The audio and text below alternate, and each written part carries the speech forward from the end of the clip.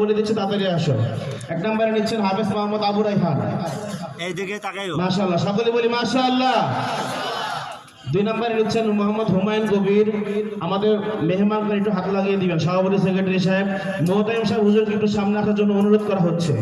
মোহতাইম সাহেব হুজুর একটু সামনে আসবেন ইনশাআল্লাহ।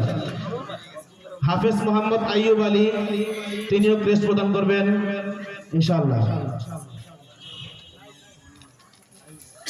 4 নম্বরে নেবেন হাফেজ মোহাম্মদ নাইম হাসান, সকলে বলি মাশাআল্লাহ।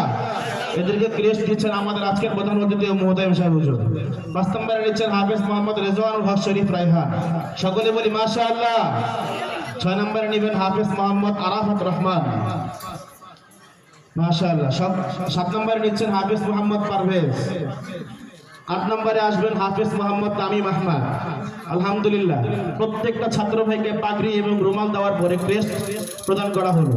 এ পর্যায়ে প্রধান অতিথি ও মোহতাইম সাহেব হুজুরের হাত থেকেই ছাত্রদের পক্ষ থেকে যাদের উস্তাদ, যাদের অক্লান্ত পরিশ্রমী তারা 30 পারা কোরআন ধারণ করেছেন, এদের উস্তাদদেরকে ছাত্রদের পক্ষ থেকেই ক্রেস্ট প্রদান করা হবে।